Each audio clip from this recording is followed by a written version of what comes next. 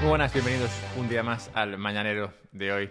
Tras 7 meses y más de un 100% de subida, récord de meses en positivo, Bitcoin ha parado. Ayer cayó un 5% y no ha conseguido en estas semanas mantenerse por encima del nivel de $70.000, traspasarlo, superarlo un par de veces. En esta situación cabe preguntarse ¿por qué? Un trader famoso, aunque algo hipocondríaco, exclamaba ayer en Twitter que no le gustaba nada la situación, que algo le escamaba, que no le transmitía buenas vibraciones el hecho de que Bitcoin bajase tan fuerte sin noticias de ningún tipo, sin que nada hubiese pasado realmente que pudiera asustar al mercado de tal manera que lo llevase a caer ese 5 o 6%, en algunos momentos creo que hasta un 7%, pero ¿es cierto que no ha pasado nada? ¿Está Bitcoin bajando sin más o ha ocurrido algo? Solo que ese algo todavía no es noticia. El mañanero de hoy lo voy a dedicar a explorar el canario en la mina o la mina en la que está el canario. No está del todo claro. La situación, en cualquier caso, que cuando se produce, Bitcoin huele antes que todos los demás activos y reacciona. Y de paso, también veremos un poco de historia sobre cómo reaccionan los gobiernos a esa situación que Bitcoin avisa antes que todos los demás.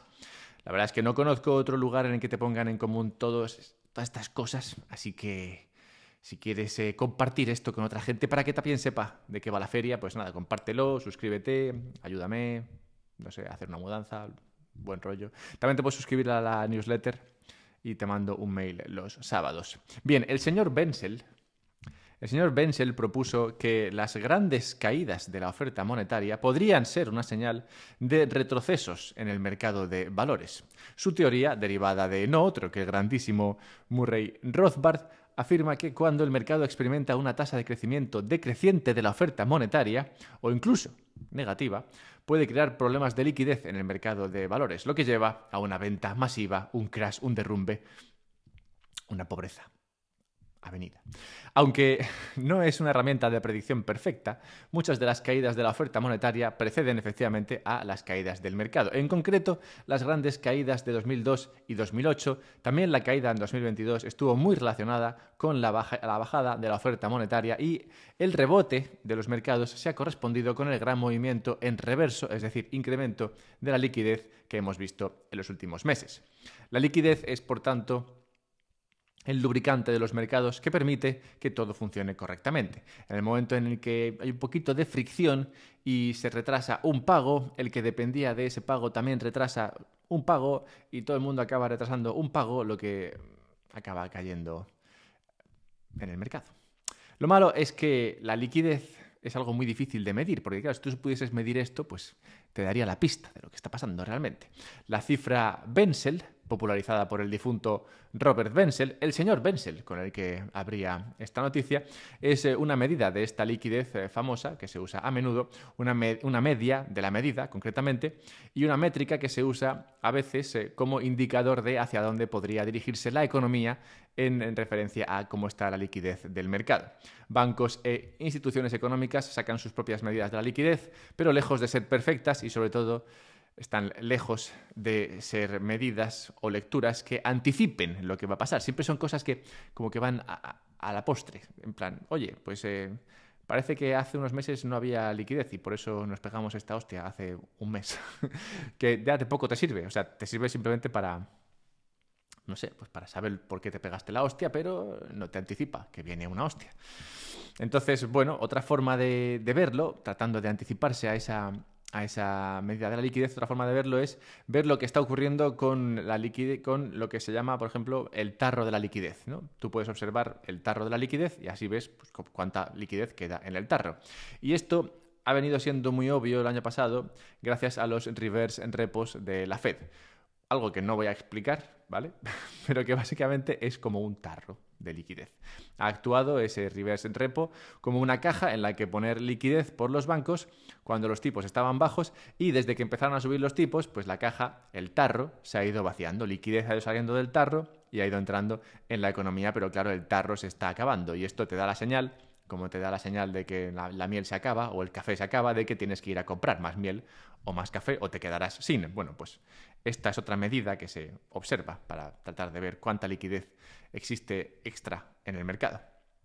Los repos inversos, esos repos de los que hablo, alcanzaron un máximo de 2,5 trillones de dólares el 30 de diciembre de 2022.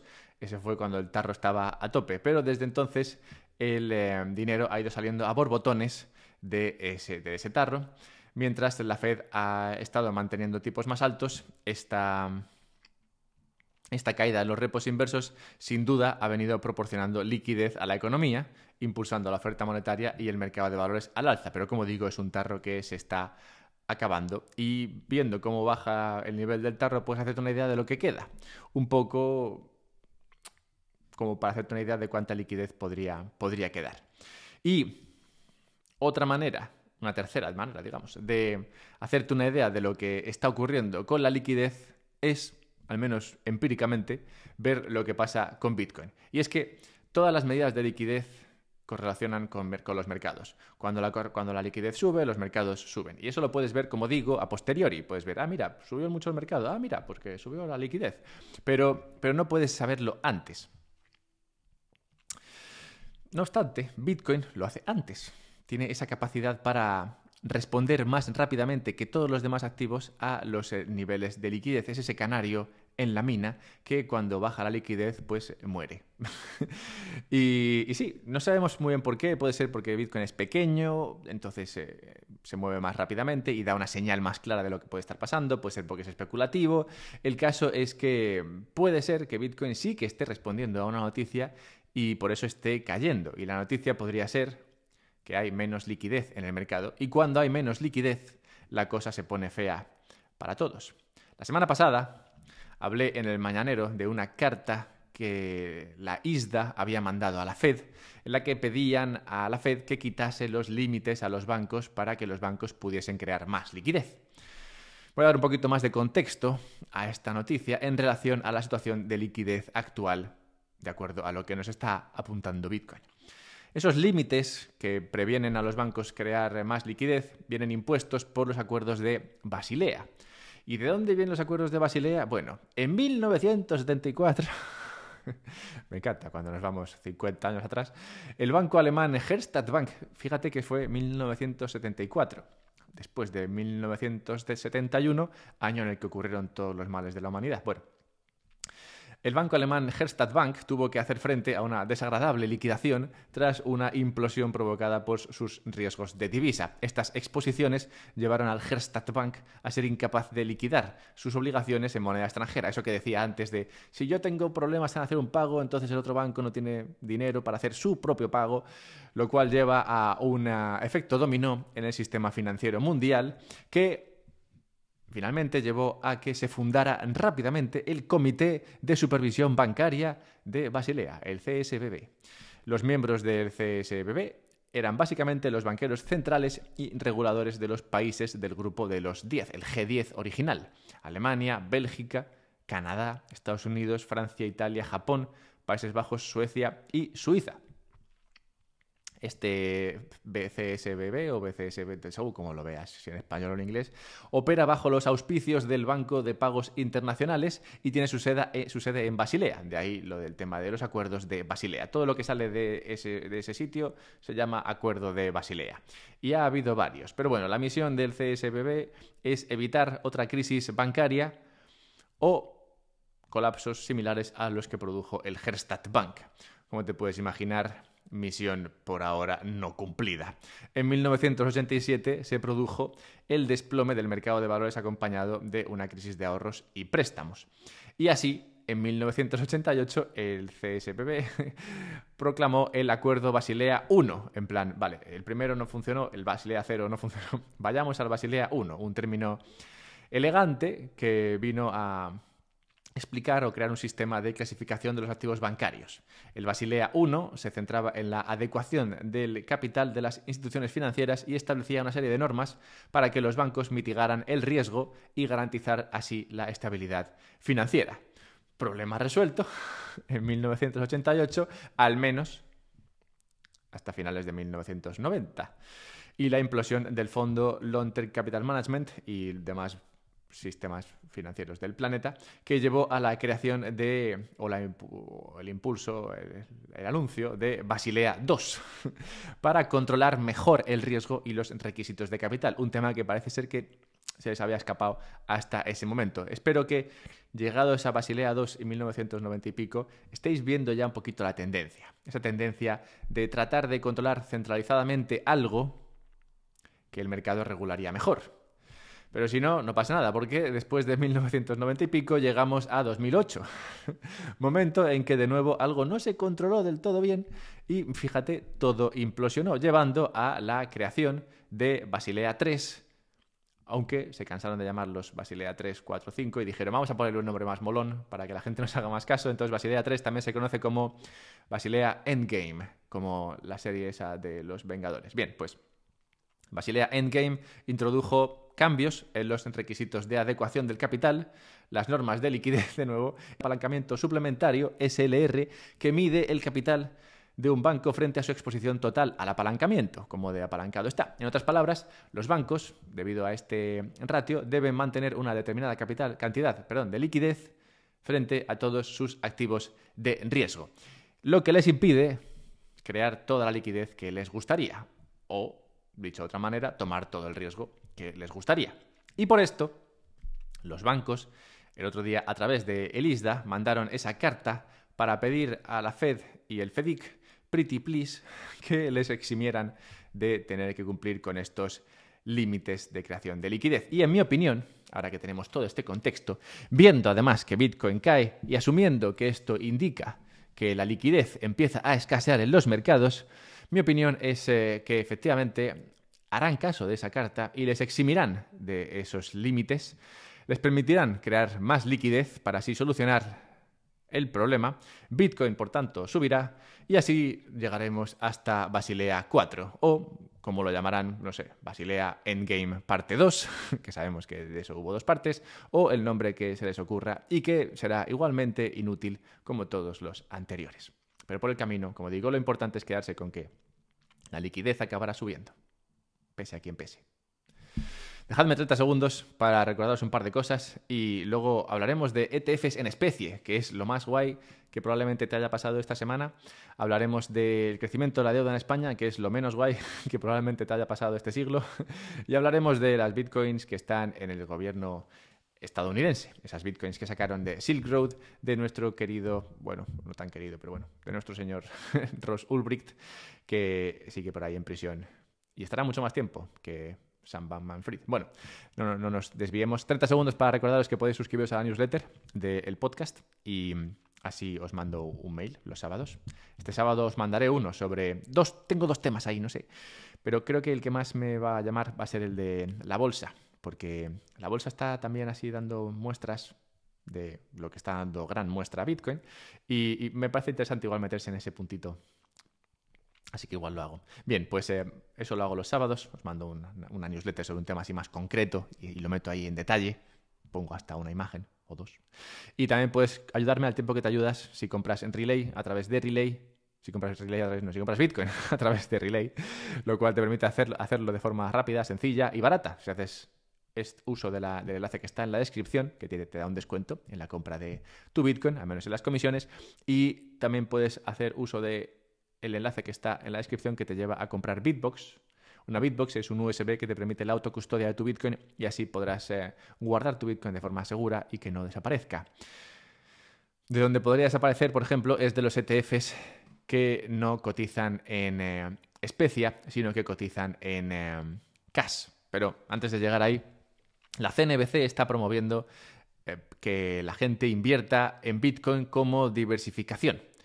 Y están usando una analogía que puede ser bastante graciosa y que muy probablemente yo use de aquí a futuro. Y es que dice la CNBC que si metes Bitcoin en tu cartera, le estás dando como un poquito de pimienta cayena. Esa especie que le da una hostia importante a tus platos, esa patada de sabor que, bueno, digamos, alegra cualquier plato o cualquier menú. Así que sí, si quieres meter entre un 1 y un 3% de Bitcoin a tu cartera, pues obtendrás ese toque spicy, picante para tu cartera. Y así es como lo promociona la CNBC, lo cual me parece épico, que desde los medios se empiece a hablar de esto de esta manera. Y supongo que por esta razón, en marzo vimos que los ETFs spot de Bitcoin en Estados Unidos hicieron 111.000 millones de volumen, 3 veces más de lo que hicieron en enero y febrero. Unos niveles de volumen bastante bestias, enormes y que probablemente no veremos en abril, porque es un nivel muy bestia. Pero hablando de especias y hablando de ETFs de sitios, tenemos que ir a Hong Kong, donde parece que se van a unir ya muy prontamente a la fiesta de los ETFs y van a sacar su propio ETF spot de Bitcoin, pero que no será cash, es decir, que no será un ETF que te permite comprar Bitcoin, pero que solo te permite sacar dólares, sino que será un ETF que se llama en especie, que te permite comprar Bitcoin en ese ETF y luego sacar Bitcoin.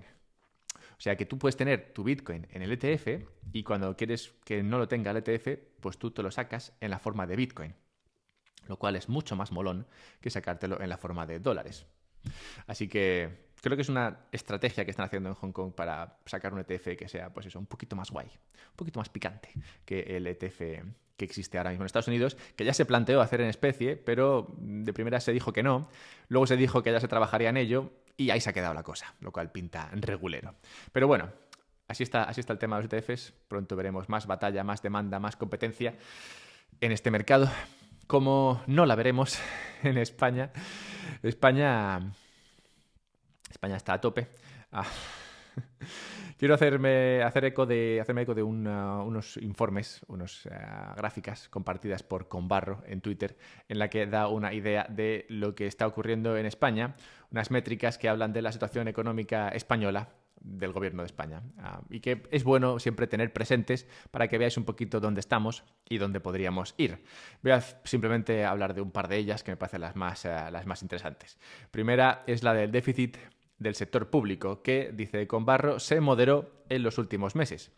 Es decir, que hay menos déficit de lo que había antes. O sea, esto es un poco como que ha bajado la inflación. Sí, o sea, sigue habiendo inflación. Tu dinero sigue valiendo cada vez menos, solo que ahora vale menos veces menos. O más veces menos. Total, que vale un poquito menos. Hay un poquito menos de déficit, aunque sí que lo hay. Y es curioso porque si ves la gráfica, observarías que la última vez que no hubo déficit del sector público fue allá por 2007. O sea, estábamos todavía en Basilea II cuando España ganaba dinero. Épico. Por otra parte, el ahorro de los hogares está bastante alto. Creo que ponía como un 13% o algo así. Bueno, está alto en términos relativos a cómo suele estar. Lo cual me parece mala cosa, porque si tú tienes ahorro en un país que no lo tiene a nivel público, pues ¿a quién van a quitarle dinero para mantener al sector público? Bueno, pues al que tiene ahorros, o sea que mala cosa. No es bueno. Es como ser rico en un barrio pobre, no es buena idea. O sea, te van a mirar mal. Y luego tenemos el tema de el consumo público y la inversión pública, que está en aumento, lo cual no apunta a que el déficit ese vaya a dejar de existir, porque francamente si sigues gastando dinero que no tienes, ¿cómo vas a reducir ese déficit, que es el gasto en dinero que no tienes? Y además me gusta una parte aquí que es la que más me gustaba realmente, a la que quería llegar, que es el tema del pago de intereses, que está ahora mismo en un 2,6% del PIB. Es decir, si tú ves toda la economía española y la mides a través del PIB, que no es una medida perfecta, pero bueno, es la que hay, pues España paga en intereses un 2,6% de todo ese PIB, de todo ese crecimiento, de todo ese tamaño de la economía española. Eso es lo que paga solamente en intereses por esa deuda que tiene, por esos déficits que lleva. Y esto en un momento en el que los tipos de interés están en el 4 y pico. O sea que los intereses, lo que tenga que pagar en simplemente endeudarse, irá subiendo. Todo ese dinero que se paga en intereses es cero productivo. O sea, estás gastándote un montón de dinero solamente en pagar por la deuda que ya tomaste en el pasado. Y me acuerdo que hice un estudio sobre esto antes de la subida de tipos y ya pintaba horrible para España en los próximos 10, 15, 20 años. 30 ya no te digo. O sea que no me quiero imaginar cómo pintará ahora con los tipos de interés tan elevados. Pero bueno, siempre habrá alguien a quien quitarle dinero. Hablemos de Silk Road y sus monedas, sus Bitcoin, que están en propiedad de Estados Unidos. Ayer con la caída de Bitcoin se empezaron a buscar culpables, noticias que pudiesen haber empujado el precio de Bitcoin hacia abajo. Como digo, esto es algo que la gente hace cuando Bitcoin baja. Yo ya os he contado cuál es la no noticia que para mí movió y mueve el precio de Bitcoin, pero bueno, el caso es que Silk Road Silk Road perdió esas monedas en favor del gobierno de Estados Unidos, y Estados Unidos parece ser que ha mandado monedas a Coinbase, y entonces la gente decía, el gobierno de Estados Unidos va a vender esas monedas, que son 30.000 Bitcoin. Y esto realmente no fue así. O sea, muy probablemente, explica Alex Thorne, las Bitcoin del gobierno americano ya se vendieron. Probablemente se subastaron en su día y ya se vendieron y probablemente ya están alocadas, ¿no? Que se dice. Y lo que pasó ayer es que sí que se mandaron Bitcoin del gobierno americano a Coinbase, pero no fueron las 30.000, sino que fueron solamente 2.000. Y parece ser que sería más bien como para liquidar esa venta que ya se ha producido. Lo gracioso de todo esto, además, es que para mandar esas 2.000 Bitcoin a Coinbase, antes hicieron un test. como cualquier particular que manda Bitcoin. Primero mandó un test con 100.000 sats y luego dijo, vale, ¿te ha llegado? Sí, vale, venga, pues te mando las 2.000. Qué gracioso. Bueno, total, que no fue lo de Silk Road y que esas Bitcoin probablemente estén vendidas. O sea que eso no es presión de venta que vaya a venir pronto al mercado de Bitcoin. Al menos a mí no me lo parece tampoco. Y cerremos el mañanero de hoy con la necrológica, recordando la muerte, en tal día como hoy, de no otro que el forajido Jesse James, traicionado por un miembro de su banda, un tal Robert Ford. Y quiero recordar a Jesse James, primero porque el nombre siempre me ha hecho gracia, segundo porque creo que vi una película suya hace poco, y tercero porque, como te das cuenta en todo lo que he visto en el mañanero de hoy, todo el mundo está en el mismo barco hasta que decide no estar, ¿no? Como ese Robert Ford que estaba en la banda de Jesse hasta que decidió que no le gustaba y entonces se cargó a Jesse. Y esto es lo malo de los sistemas basados en confianza, que al final hay uno que de repente ya deja de confiar en el sistema y entonces empieza a tomar decisiones por sí mismo que van en contra del sistema basado en confianza. Por eso Bitcoin mola, porque no está basado en la confianza. Y así te permite pues cosas como esta, que alguien te pegue un tiro y al sistema no le pasa nada. Bien, espero que os haya gustado. Podéis suscribiros a la newsletter y os mando un mail. Podéis buscarme en Twitter, @alberto_mera. Podéis comprar Bitcoin a través de Relay. Podéis suscribiros en YouTube. Podéis comprar una Bitbox, también con un descuento. Podéis hacer un montón de cosas guays en la descripción del podcast. Así que echadle un vistazo y nada, pues tratad de pasar un buen día. Por aquí ya estaría.